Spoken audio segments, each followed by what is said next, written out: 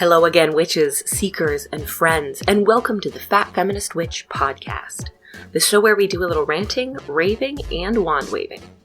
I'm your host, Paige Vanderbeck, and together we're going to explore magic and spirituality, social justice, the psychic realm, and truly modern witchcraft.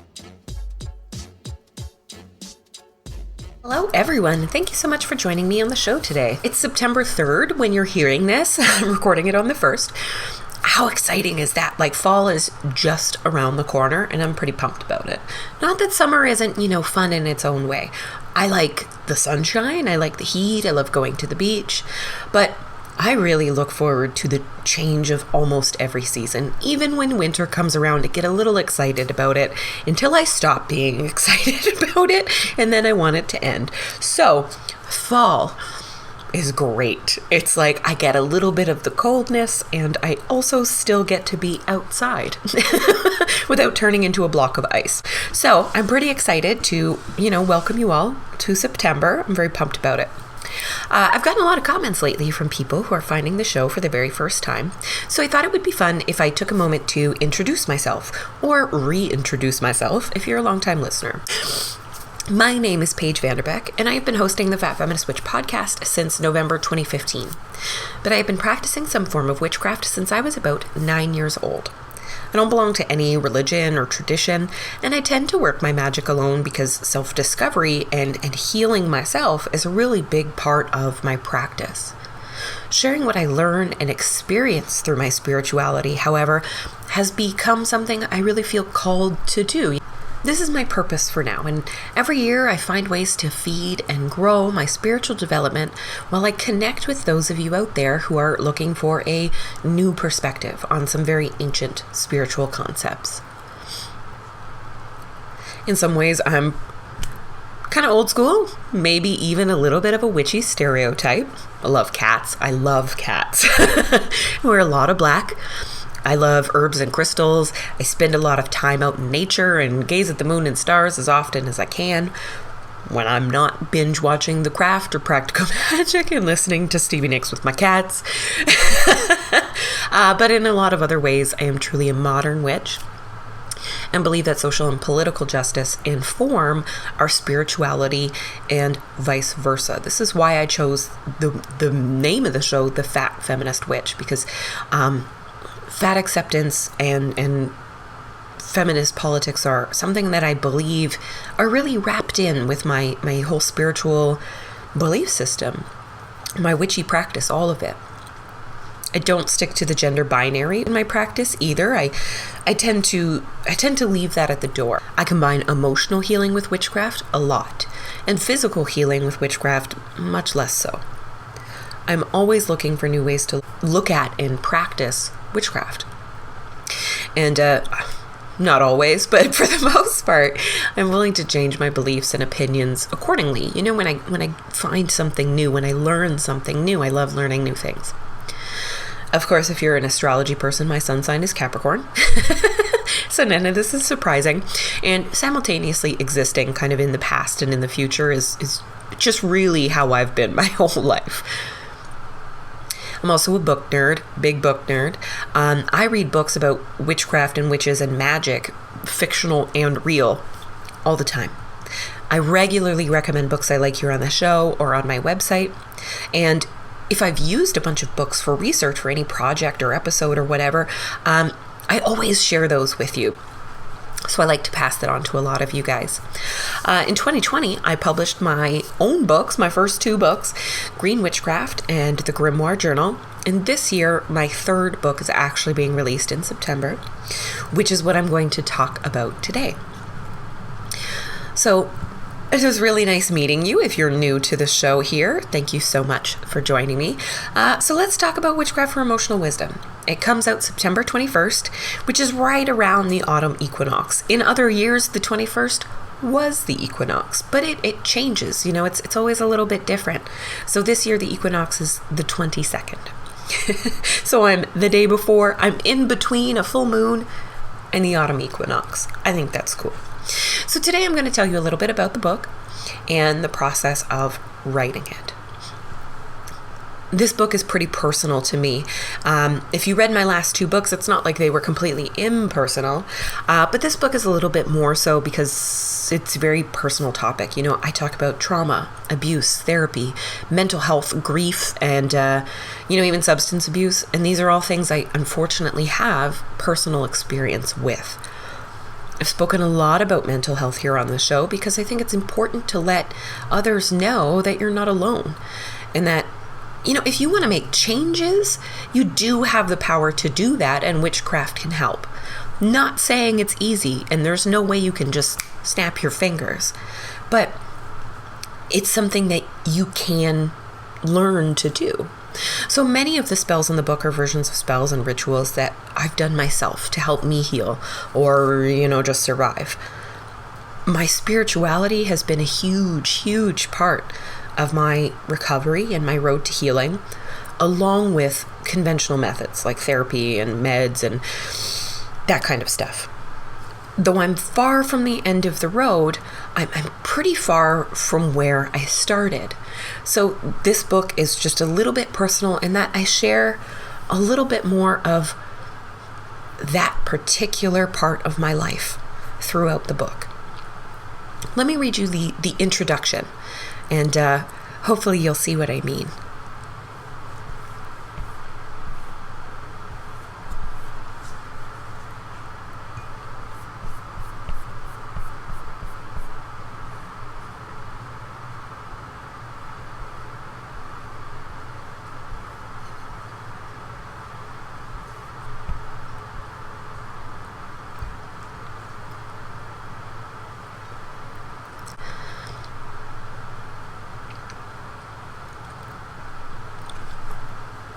I think my favorite thing about the witches I grew up watching in movies and on TV was that their emotional sensitivity was not only a strength, but often their very source of their power. They loved and laughed and cried with their whole hearts. They saved the day with the power of love and friendship. They were there to hold each other up when the emotional toll of the challenges they faced threatened to drag them down. They used their magic to heal wounds of the flesh, the heart, and the planet. I'd be lying if I said I never coveted some flashy, Hollywood-style magic powers when I first began to walk the path of the witch, but even without a witchy family tree or a magical moon tiara, I've used magic to heal myself and even extend that healing to others around the globe. I began practicing witchcraft in the 1990s, and in 2015 I started the Fat Feminist Witch Podcast to share what I've learned and seen and felt throughout my foray into the magical world. Then in 2018, I began sharing another journey I was on, one that was much harder to talk about and that I'd never related to witchcraft before. I found myself connected to that font of loving and emotional magic that I'd admired so much as a admittedly very sensitive kid. That year, my witchy path merged with one that took me through hospitals, treatment programs, pharmacies, and support groups to help me heal the depression and anxiety I had been struggling with for years. Suddenly, the focus of my magical practice shifted from trying to attract the things in life that I assumed would make me happy to seeking happiness with the life that I was already creating. I cast spells to ward off fears and emotional triggers. I used the moon phases and my tarot cards to tap into my subconscious and access my true feelings. I wrote affirmations and invocations to help me see the world in a new way, and created self-care rituals that combined what I was learning in therapy with everything I knew about magic. Since I began sharing this magical emotional journey on the podcast, the response has been huge, and I've realized that focusing on my own healing has helped other people to heal as well. So that's what I'm sharing in this book. Things I've learned on my own healing journey and how you can use magic to access deeper parts of yourself, let go of some of your pain and trauma, and make space in your life for happiness. Now, I'm not a doctor. I'm just like you, somebody who wants to heal. So this book is designed to accompany you on whatever type of journey you find yourself on. Whether you're working by yourself or with a trusted doctor or a therapist, choosing a religious path, taking pharmaceuticals or not, or just looking to tap into your own font of emotional power, this book is for you.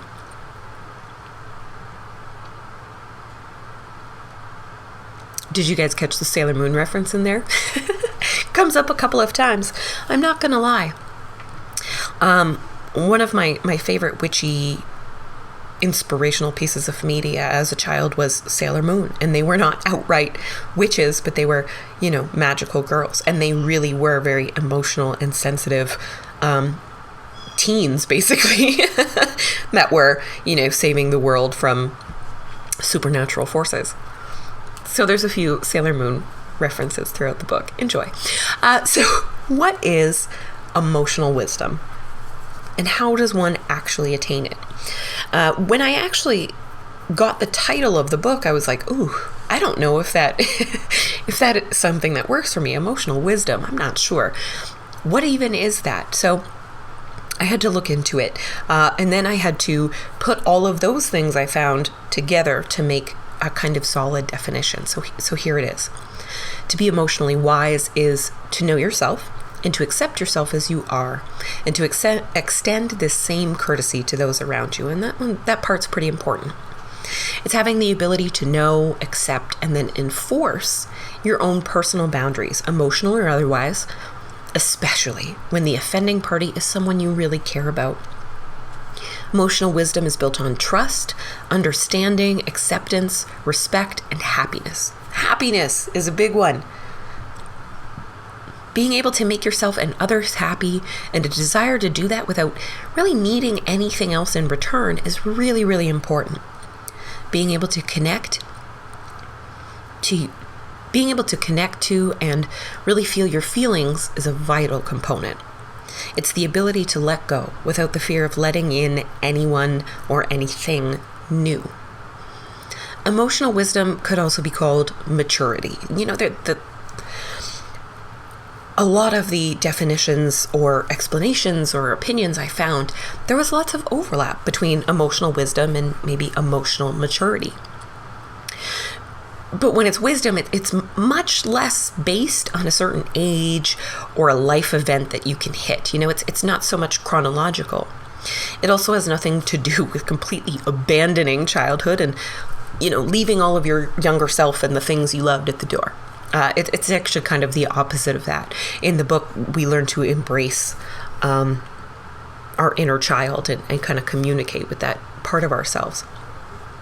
So emotional wisdom is the ability to live in the present and to learn from the past, to build on who you are and not lose yourself to fit into some societal expectation or the expectations of the people around you. This was kind of exciting when I found this because I have always struggled to feel mature.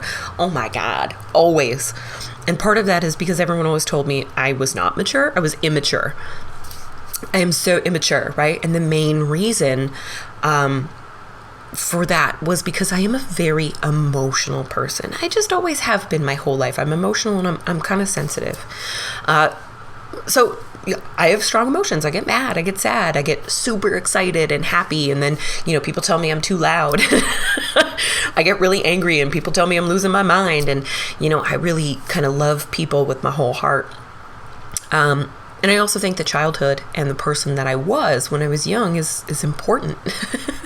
That seems to be very strange to a lot of people, but I think that the values that I held in childhood are really, they're interesting and they're valuable, mainly because a lot of mine have not actually changed. My values haven't changed much as I've grown. They've just grown with me.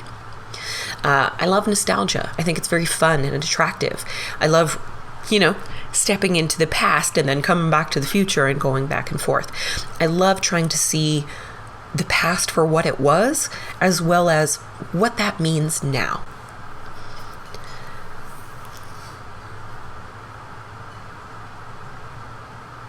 Part of gaining emotional wisdom is just growing up, just getting older. As you grow, you learn new things. You take in other perspectives. You see different examples of the world, and you experience all sorts of amazing, or sometimes, unfortunately, terrifying and scary things. Another part, however, is in your own hands, meaning you have to actively work at it. This could include simple things like journaling your feelings and doing some of those self-care activities that you can find lists of all over the internet. It could be something, like taking more baths for yourself, taking time for yourself, making sure you get enough sleep, that kind of thing. It could also be more complex things like entering rehab, getting into therapy, finding a therapist, which is increasingly difficult. It was very difficult for me to actually find in person, although it's Zoom now, therapists in my city that I could afford. Incredibly difficult. It could mean leaving a relationship or breaking off a relationship, which is messy, complicated. It could also mean digging into family history to unearth the root of a very rotten family tree. That's something I kind of had to do, and that's difficult. It's also complicated. So my hope for the book is that it helps you with that, no matter how complex your journey to emotional wisdom is. I share a few personal examples and stories throughout the book, and while some are very serious and big and intense, others concern just silly little things that I've noticed changing. And I think both those levels, big and intense, silly little, I think they're both important steps on the same path. They're signs along the way. So where do you start? Where do you start, cultivating emotional wisdom? You start by healing yourself from the inside out. This passage is on page 7 of the book. The process of emotional healing begins with recognizing and acknowledging past experiences, lessons, and beliefs that are still affecting you today.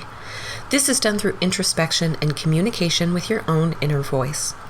Think of these traumas as wayward points of emotional energy, and your goal is to harness that energy and redirect it towards something positive. Remember, energy is never created or destroyed, only recycled.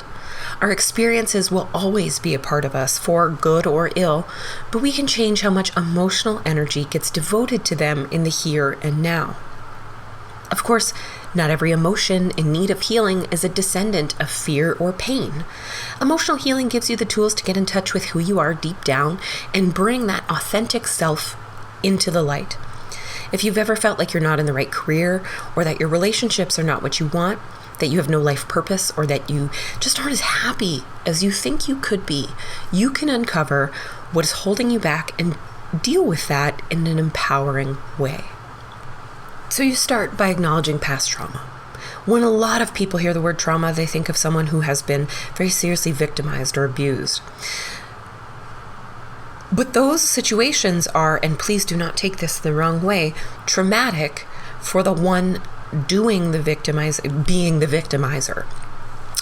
That is not to say the victimizers should all be let off the hook. I'm just saying trauma takes many forms. And sometimes when you are confronting trauma, you have to look at yourself in the mirror and say, wow, I fucked this up. Because you know what? You probably fucked some shit up. You absolutely did. Everyone fucks up things in their lives sometimes. No one really wants to think about the times they were, really awful or mean to someone else, or even just inadvertently, like accidentally caused problems for another person, because that's hard.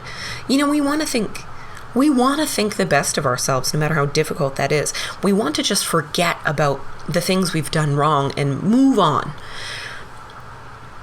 And this is true whether you are a survivor of victimization or a perpetrator. In both cases, that is just not the best way to heal. So confronting and acknowledging some past trauma on either side of that coin is how you come to better understand your own thoughts and feelings. And for me, even the emotional reactions around the people around me, I got a little bit better at reading what other people are thinking or saying, or why they're saying certain things. And that was hard for me before. So this helps you break bad habits and start communicating a little bit more authentically and maybe a little bit nicer, depending on if you're mean or not. And I don't say that to be, awful, because I'm not going to lie. My sense of humor was horribly mean when I was younger. I think I mentioned in the book twice, because that is one of those silly little things that I've really noticed has changed. My sense of humor used to be so mean. So sometimes you have to think about how mean you were, and maybe now you can learn to stop being so mean. So soon you will find that you have room to bring more happy feelings and experiences into your life, and then spread that love and joy around. If getting justice is one of your goals or your needs, once you understand your emotions and your triggers, you can be a better advocate for yourself and for others. And advocating for justice might not become such a traumatic and triggering event in and of itself.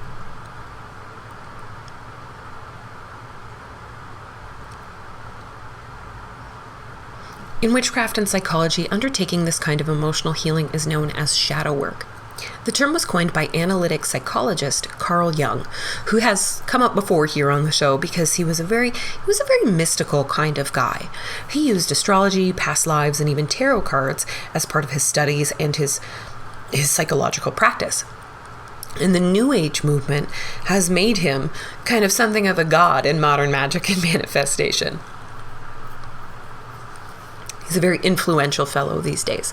So the shadow is a part of our psychological and emotional selves that is made up of all the things about us that we find scary, embarrassing, or hard to face. The shadows where your trauma and fears and the ways those things affect you are represented. In New Age belief and in witchcraft, working with and healing the shadow is done through some psychological means like journaling and talking about your feelings and experiences, and learning to embrace these things about yourself. And then also some magical ones, like exploring past life influences that may be affecting you, using spells and rituals to help you connect with this part of yourself, and learning to empower yourself so you can manifest the life you desire. Something that differs between witchy and new agey shadow work is that most witches are a little more able to see the value of darkness. This is what I say about it on page 11 of the book. Now, before you go thinking the shadow is the villain in this story, this part of ourselves isn't here to cause us pain. It's trying to protect us. Fear and anxiety are not just uncomfortable emotions. They serve as an intuitive warning that something's wrong. The shadow and everything it holds plays a huge part in your instinctual will to survive. The point of this work is not to defeat your shadow, but to embrace it as a friend and an important part of yourself. Your shadow is just like you, and it wants all the same things you want, including love and forgiveness. When working with this shadow aspect in witchcraft, we use methods like meditation, visualization, divination, journaling, and spellcraft to reach this shadow self, identify the emotions and experiences contained within, communicate with our intuition for guidance, release the stuck energy, and begin the process of moving forward and making changes. So that is basically what this book is. Most of the writing and the spells and the rituals, the activities, most of the journal questions, these can be categorized as shadow work.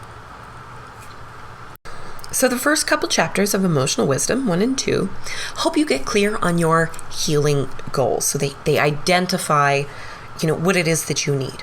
So you find out what you need and what you want. And then it also gives you the tools to use along this journey, like the powers of nature, the movements of the sun and moon, botanicals, plants and crystals, and the elements.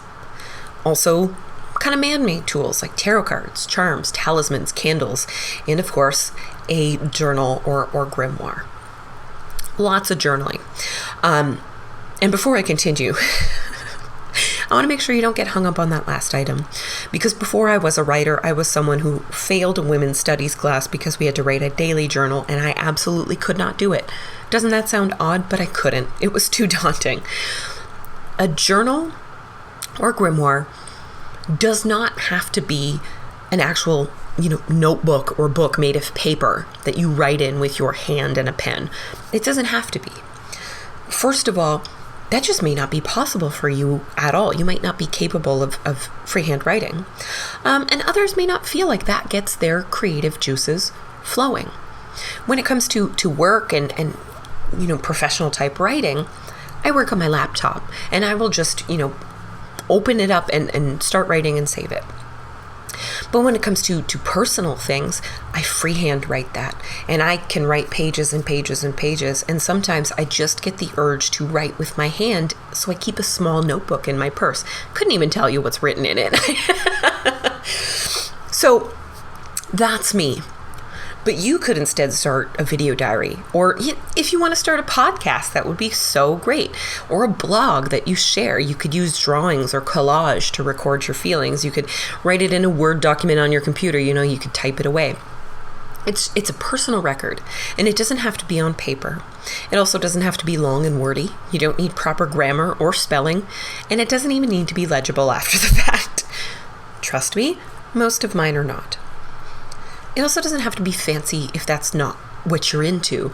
My favorite journals to write in come from the dollar store. Then again, your vibe could be that it's a big, beautiful, creative project, and it's cool, and it's this big leather-bound tome, and that's awesome. It's so personal. Just make it whatever it is that you need. That's why I often call it your personal record throughout the book, and not necessarily just a journal or grimoire. The point of your personal record, your journal or grimoire, is to create a safe space where you can share your feelings, your thoughts, your shadowiest aspects without fear of judgment. So if you want to destroy all of that writing the minute you're finished, that is perfectly fine. If you want to keep it, that is also fine. It's just so that you have an outlet to get your feelings out and a place to think them through. For me, thinking and writing are very tied together. So that is your journal vibe. Don't get too hung up on it, please. So there are 7 chapters in the book altogether. Fellow numerology nerds will know that this is the number of self and of personal growth. I am a numerology nerd. And chapters 3 through 7 include spells, rituals, tarot spreads, and journal questions to help you get to the root of your emotional pain, to show yourself some compassion and patience, to make peace with difficult emotions and experiences, to heal your relationships, and then to integrate ongoing healing and kind of emotional care into your magical practice. And we'll talk a little bit about those later. But one thing that I really hope came through in the book is that, oh man, I am so not perfect. I am not perfect. Nor am I completely permanently cured of my mental illnesses or the myriad of ways that this has negatively affected me over the last, more than 20 years. Like I said, I am not at the end of the road, but I am so much further from where I started. Witchcraft played a huge role for me. But so did my doctor and the 800 pharmaceutical drugs I've tried. My therapist at the Sexual Assault Crisis Center has helped me uncover and let go of more issues than I even realized were there. I've lost friends. I ruined relationships on purpose. I cut off contact with one of my parents even. I changed the way I spend my days. I changed my coping skills. And I am currently experimenting with microdosing psilocybin, not right this moment, which is magic mushrooms. And I'm doing this all at the same time as the witchcraft. More than once while writing the book, I'd type out this great piece of advice or this idea and then realize that I don't follow my own advice. This is something I really struggle with. I should actually follow my own advice. This is pretty good. That's a totally normal thing. Quite frankly, this shit is hard. It really is just hard work. It's a lot. When I first began my healing journey, I had been unemployed for a while and had been struggling more and more to just get to work and keep my job for years, actually. It was a huge thing. I ended up going on welfare for the first 3 years of my journey because I had no food in the fridge. My utilities were shut off, and all of my clothes had been not so expertly sewn and repaired by me by hand. I didn't look cute. I wasn't actually able to get off of welfare until I wrote Green Witchcraft. I got my first paycheck for professional book writing and my welfare exit papers on the same day. I am telling you this because I honestly do truly get how hard it is to get better, to feel better, or even just to feel like you. I'm not bullshitting you with this book. I'm not rich. I don't live in a mansion. In fact, I live in a very small apartment that is not in the best part of town, but it's mine. I'm now able to pay my rent. I can afford my medication. I'm still writing. I've got another book coming out. My fridge is stocked with food I love. Really tasty food. Most of it is cheese. All my utilities are paid, and I'm still practicing witchcraft.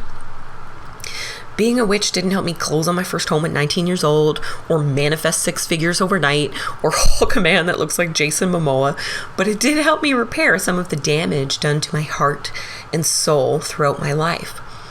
And more importantly, it allowed me to look towards the future and see hope and happiness and fun and abundance all within my grasp. And that's huge, because that is not the way I've always felt.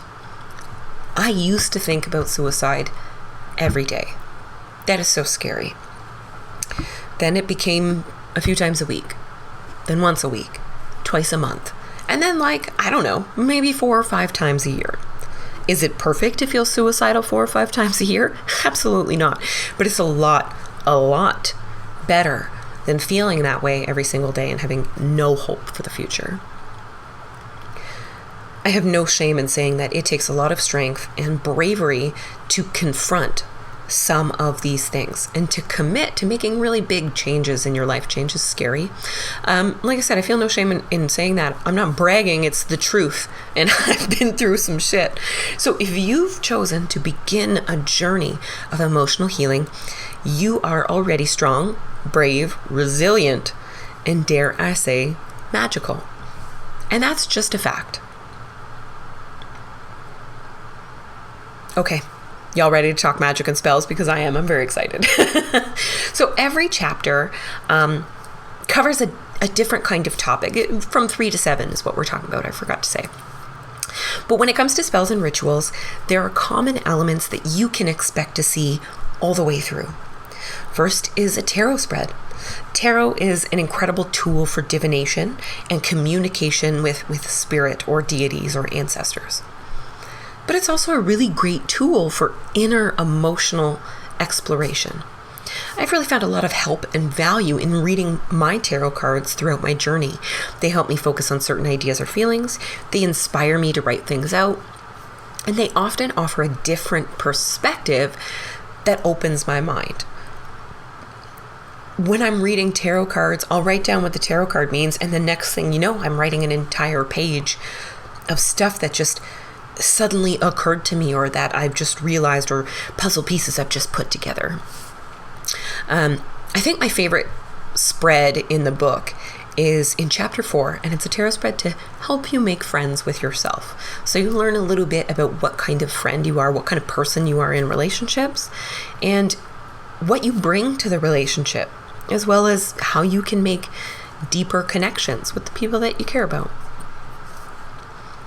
The spreads can all be used with tarot or oracle cards, and I do indeed use both, depending on the day or how I'm feeling. And I even used tarot and oracle cards to kind of help me write the book. They help me decide on spells and rituals and ingredients and stuff throughout. So my crystal and herb decks got a whole lot of use. And that's actually true of all of my books. I used oracle cards to help me decide some of the plants and trees and crystals and stuff to put into Green Witchcraft. I used oracle and tarot cards to help me decide what kinds of spells, what kinds of recipes to put throughout the book in the Grimoire Journal. So just a fun little fact about me. So my crystal and herb decks especially got a lot of use in those purposes. And that brings me to essential aromatherapy and crystal talismans. So every chapter features a different stone, a different crystal talisman, and a different botanical that resonate with the topic of that particular chapter. Chapter 4 is about showing yourself kindness and compassion. And the crystal talisman I chose is morganite, a pink stone that works to open and heal the heart chakra. Then the essential aromatherapy in chapter 7 is my favorite one because I went a little bit over the top.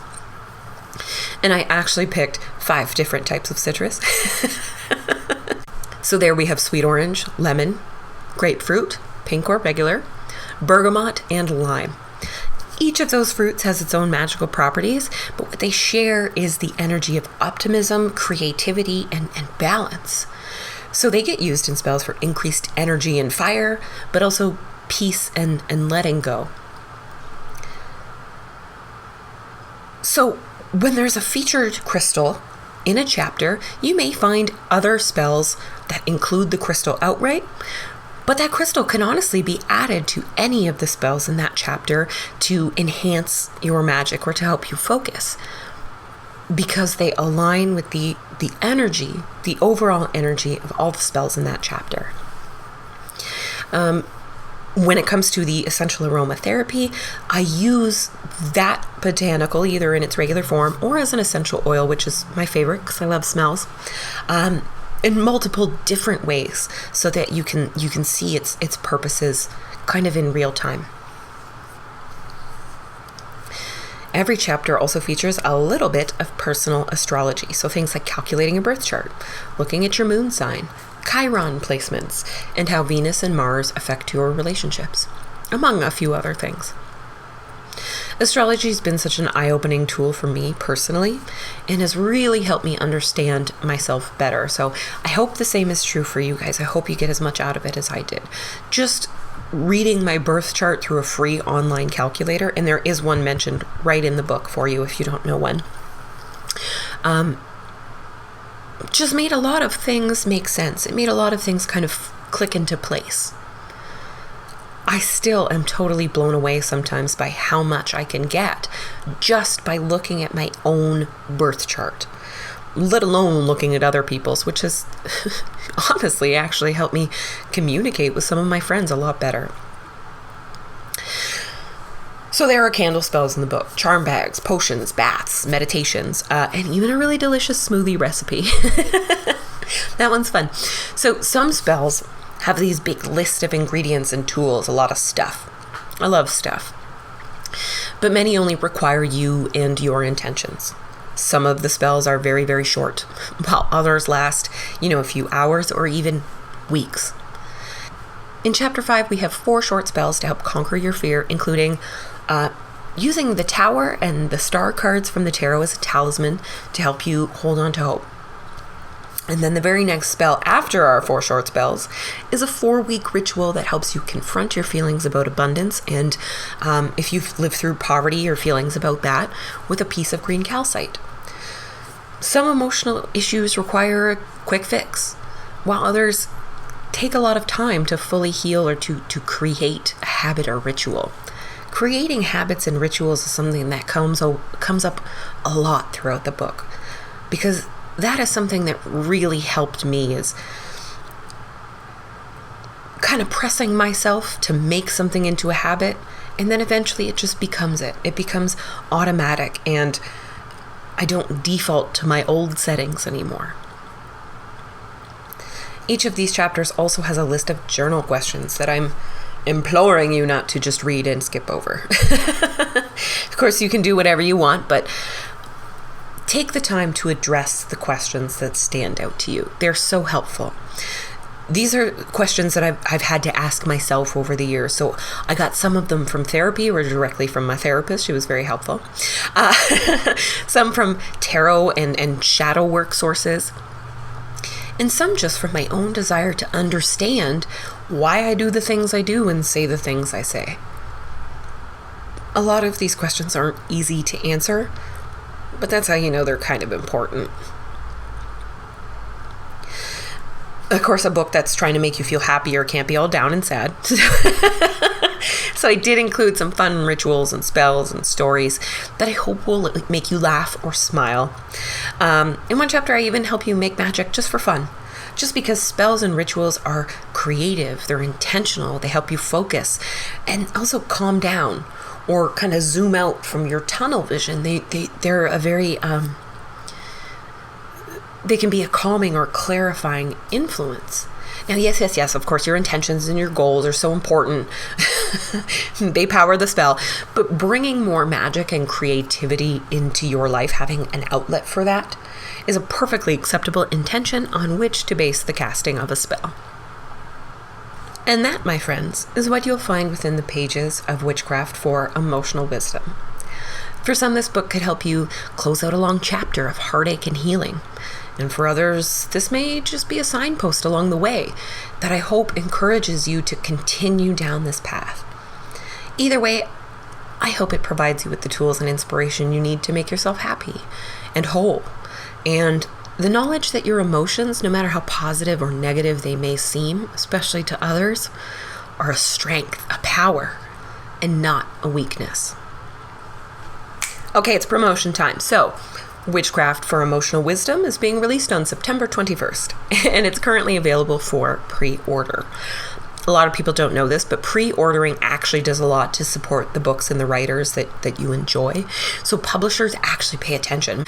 And thanks to a lot of bizarre internet algorithms I couldn't even begin to comprehend, let alone explain, the more a book is pre-ordered, the more it's recommended and shown to others all over the world, not just in your own country. So that actually does a lot to help me. As a thank you to everyone who is able to pre-order, I'll be sending out an ebook about using your pendulum for emotional wisdom and healing. So this ebook tells you a little bit about how pendulums work. So if you're a beginner, it does have a primer there.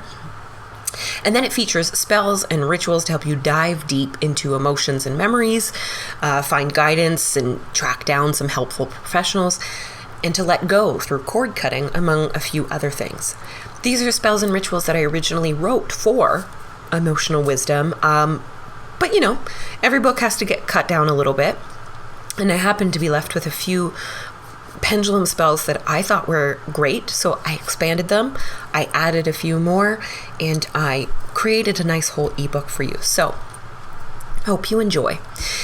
If you pre-order, meaning you buy the book anytime before September 20th, you can go to the link in the description for this episode to claim your copy of Pendulum Magic for Emotional Wisdom. If you've already pre-ordered, the same goes for you.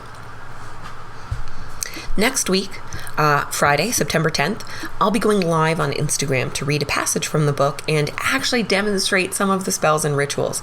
I'm super excited.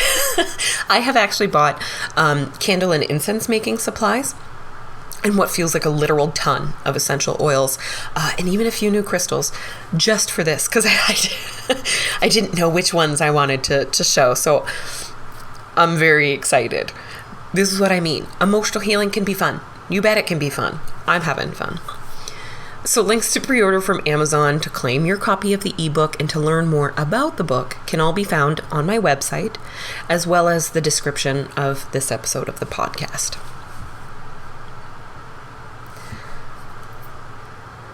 Thank you all so much for joining me today here on the Fat Feminist Witch. It's always a pleasure. I hope you witches have a fabulous weekend, including a new moon in Virgo, and that I see plenty of you next Friday on Instagram, where we're going to do a little bit of witchcraft for emotional wisdom.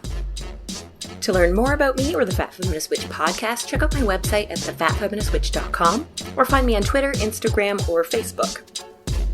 If you like the content here on the show and you want a little bit more, check out my books Green Witchcraft and The Grimoire Journal.